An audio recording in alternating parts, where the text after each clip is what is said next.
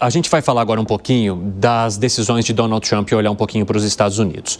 Na noite dessa terça-feira, o presidente Donald Trump ele fez um discurso que foi um dos maiores desde então, de 1h40 numa sessão conjunta do Congresso, nesse segundo mandato. Foi a primeira vez que ele falou nesse segundo mandato ali no Congresso e um discurso gigantesco. E aí, ele reforçou algumas medidas que vão ser adotadas pelos Estados Unidos, falou mais uma vez sobre a taxação, falou sobre as políticas e promessas que ele fez durante a campanha e que o colocaram ali, que são algo que, de certa forma, ainda divide opinião, porque a gente está falando, por exemplo, da taxação. Oi, o que foi, Dema? Fala para mim. Não, tudo bem. Daqui a pouco a gente vai, então, com o Luca Bassani e aí a gente traz as informações aqui. E aí, a gente tem falado muito sobre essas situações e de que maneira que isso divide até mesmo o Partido Republicano, porque no caso que envolve, por exemplo, as taxações, nem todos do Partido Republicano são favoráveis a isso. E eu quero saber de você, Gustavo Segre, como é que você avalia esse início da gestão de Trump? Você acha que tem muito discurso para pouca ação ou tem muito discurso e muita ação em andamento que vai remexer a poeira americana e, consequentemente, os países que hoje têm algum tipo de tratado, de parceria, independentemente de que área que a gente fala, com os Estados Unidos? Eu te diria que é a segunda opção. Tem muito discurso, 1h40, me parece que foi o discurso dele, afirmando as coisas que ele tinha prometido, e tem muita ação também, e nós estamos vivenciando isso. Quando os Estados Unidos, nesse momento geopolítico, espirra, a gente pega a gripe com certeza, e se não a gripe, é uma coisa com febre e internação de acordo com o país em que você esteja. Isso não quer dizer que ele esteja fazendo a coisa certa, mas está fazendo a coisa que ele prometeu. E isso, para o eleitor, é a coisa certa. Bom, eu quero chamar então o Luca Bassani, que vai trazer mais detalhes desse discurso para a gente. Além das questões da taxação, Luca, conta o que mais apareceu nesse discurso longo de Donald Trump. Bem-vindo, meu amigo. Boa tarde a você, Evandro, a todos que nos acompanham. Parabéns a você também. Nós temos esse cenário de muita incerteza e um discurso muito categórico de quase 2 horas pelo presidente Donald Trump.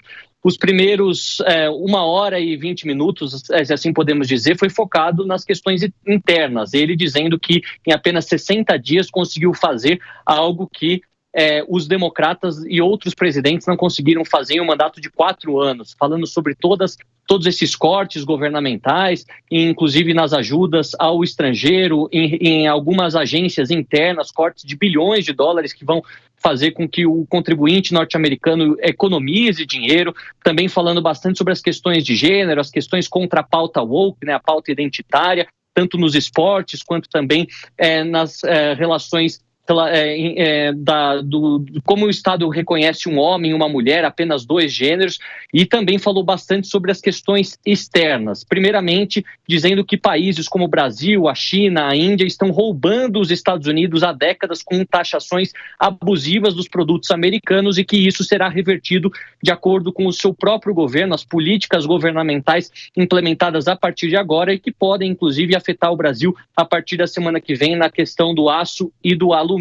Também disse que ele respeita a decisão dos groenlandeses, mas que de um jeito ou de outro sabe que a Groenlândia fará parte dos Estados Unidos no futuro. E por fim disse que a Ucrânia agora sinaliza um movimento em relação à paz, onde o presidente Volodymyr Zelensky mandou uma carta dizendo que aceita a liderança dos Estados Unidos para essa questão relacionada à finalização do conflito de mais de 3 anos entre Rússia e Ucrânia. Tudo sempre com uma fala sempre muito enérgica, utilizando de vários elementos retóricos muito fortes e que fazia com que aqueles que estavam presentes, sejam os senadores, os congressistas, os convidados, se manifestassem favoravelmente, se levantando e aplaudindo, ou contrariamente, falando alguma coisa contrária, como fizeram alguns democratas. Obviamente que muito do que foi dito ainda são promessas de campanha que podem ser implementadas a partir das próximas semanas, mas o mundo ainda se adapta a esse novo governo disruptivo de Donald Trump. Em apenas 50, 60 dias desde que tomou posse, muito mudou e tudo tende a mudar ainda mais durante os próximos meses.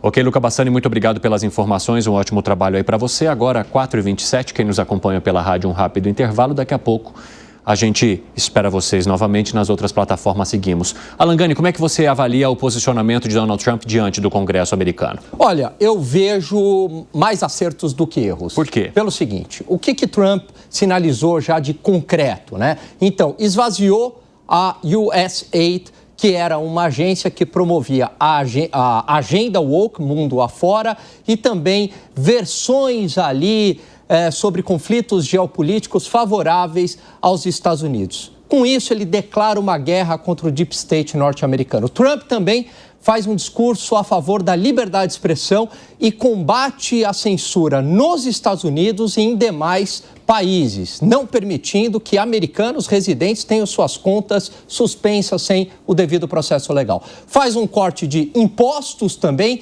desburocratiza, desestatiza a máquina pública. Então, tudo isso, medidas acertadas e também acaba, na prática, né, com a guerra entre Rússia e Ucrânia, ou caminha para o fim da guerra ao parar de fornecer armamentos. Uma guerra que já matou milhares de pessoas. A Ucrânia perdeu metade da sua população entre mortos e refugiados, 70% da sua infraestrutura não tinha saída, então ele caminha para o final da guerra. São medidas acertadas de Donald Trump. Onde que eu vejo que ele erra? Essa é a minha crítica, justamente na guerra comercial, porque isso traz encarecimento do processo produtivo, mais inflação no curto prazo e desaceleração da atividade econômica. Mas entre mortos e feridos é um 7-1 para o Trump. Agora, Fábio Piperno, na guerra territorial, vamos falar entre aspas, como é que você avalia as falas de Trump? Porque ele mencionou Groenlândia mais uma vez. A gente vai tomar de qualquer jeito. De algum modo isso iria acontecer. Se vai, de fato, se concretizar, não sabemos. Mas o discurso, por si só, já lança uma preocupação, mais uma vez, na comunidade europeia. Age, como eu sempre digo aqui, como um grileiro internacional de terras, algo similar só ao que Adolf Hitler e lá atrás Napoleão Bonaparte tentaram fazer em relação à conquista. A comparação, não, Piperno, não dá para comparar. É o novo Hitler, é o Hitler do cabelo laranja que tenta anexar. Você vai comparar um cara que matou 6 milhões de judeus com o Trump? Isso, exatamente. Ele tenta anexar um país que não é dele. Tá? Um imenso território que não é dele, no caso da Groenlândia, e repete as ameaças ao Canadá. No caso do Canadá, o único efeito que ele conseguiu gerar, ainda bem, é que o Partido Liberal do primeiro-ministro Trudeau tinha 30% de desvantagem em pesquisas e agora, até por conta, né, desse levante nacionalista lá também, as pesquisas apontam uma situação de empate técnico hoje.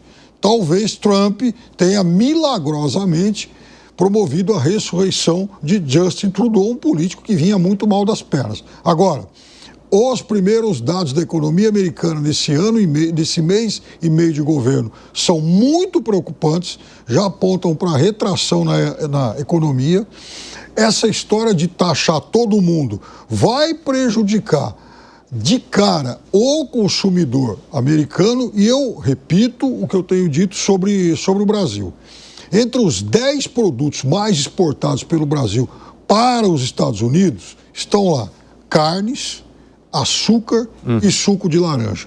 Então, eu sugiro ao pessoal do agronegócio procurar os políticos do bonezinho vermelho MAGA pedindo para fazer essa intermediação.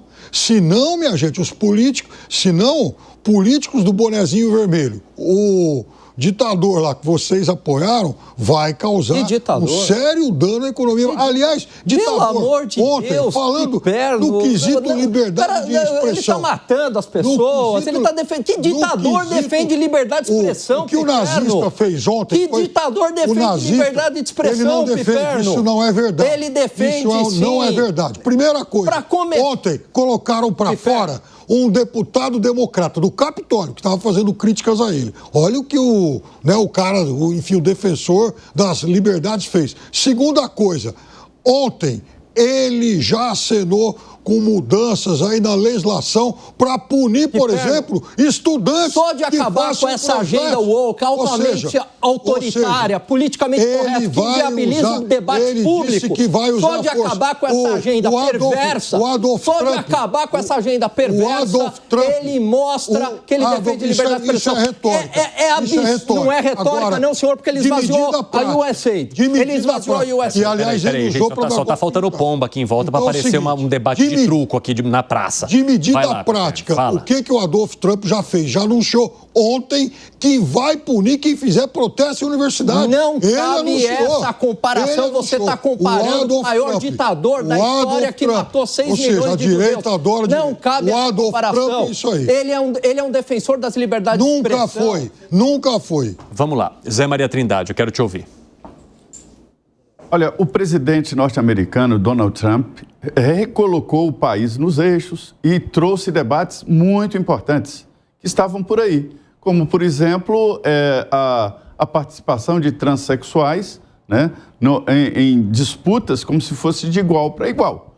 A gente sabe que em esporte é preciso equilíbrio, ou seja, homem contra homem, idade contra idade, peso contra peso, no caso de algumas lutas marciais e assim por diante. Além disso, vários outros debates que estavam ali mortos foram ressuscitados. Então, ele está sacudindo e bem a economia dos Estados Unidos e falando de tarifas. Então, para mim, ele é um excelente presidente norte-americano, mas que provocou no mundo uma guerra de tarifas que ninguém sabe exatamente onde é que isso vai dar.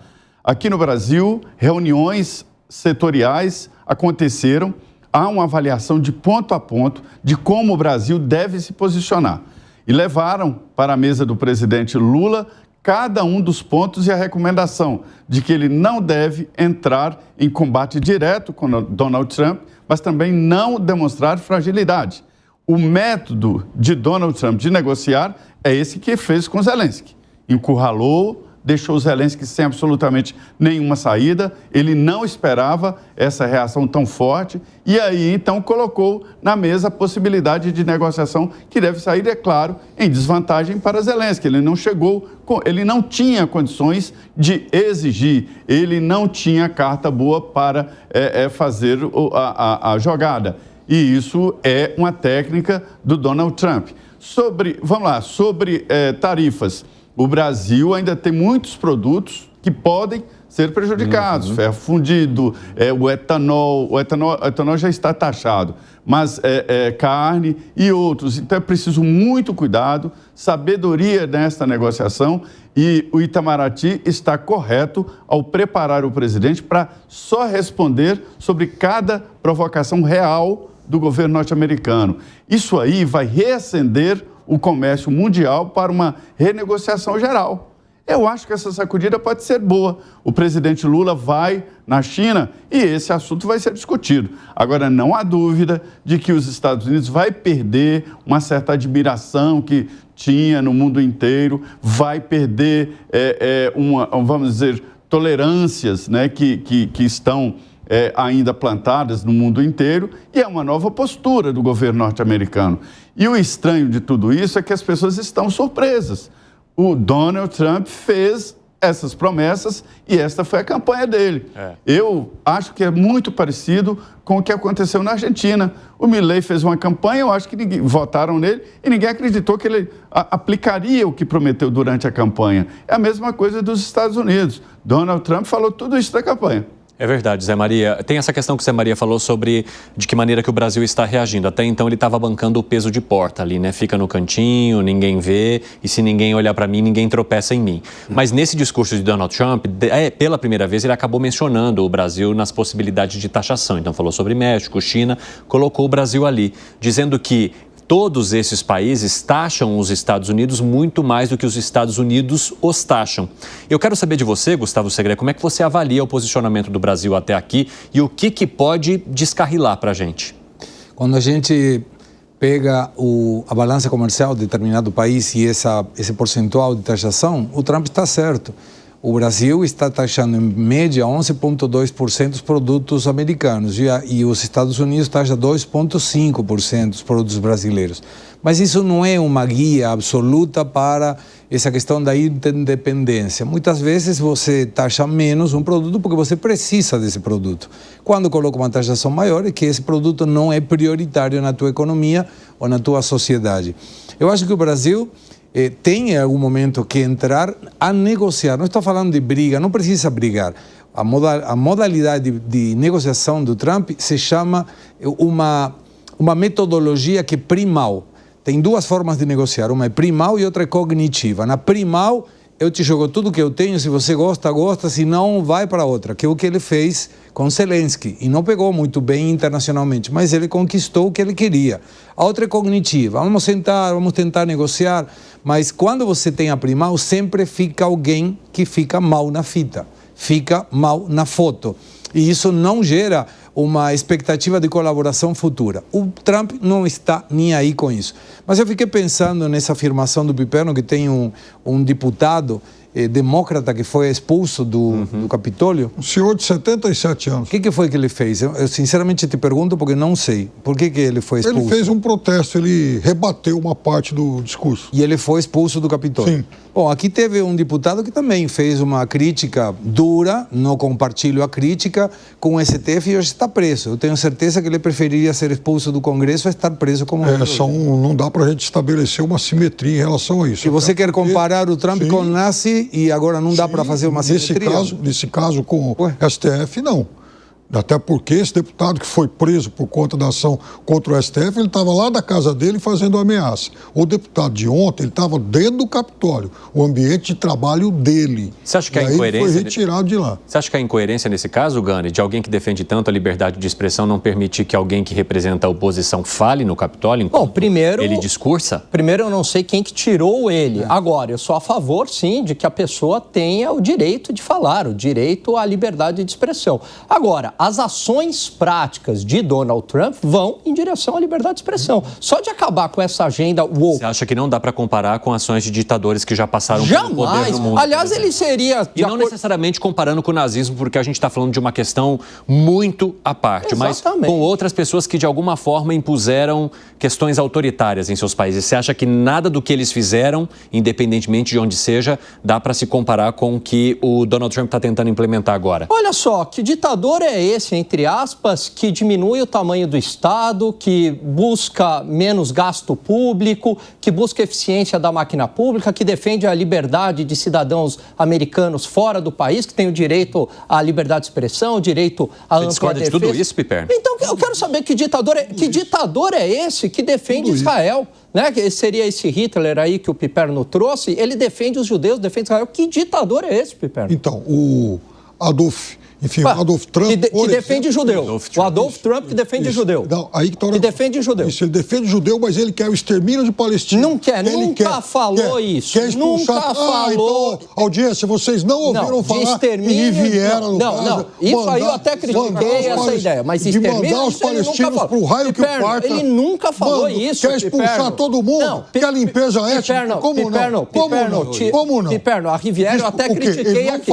Não, a Riviera eu até critiquei aqui. Agora, Piperno, falar em matar palestino... Não falou, ele falou expulsar todo mundo. Não falou em matar, falou expulsar todo mundo. Tem que sair de Gaza. Ele mencionou sobre a possibilidade das pessoas serem acolhidas pelo Egito e pela Jordânia, para que eles pudessem reconstruir o espaço que hoje pertence à faixa de Gaza. O Egito e a Jordânia não concordaram, isso não vai acontecer. Isso eu não sei, mas ele está tentando. Agora, que ditador é esse que está tentando terminar com uma guerra que matou aí milhares de ucranianos, que o prolongamento dessa guerra mataria mais ucranianos, que devastou o país e teria evitado essa guerra. Que ditador é esse?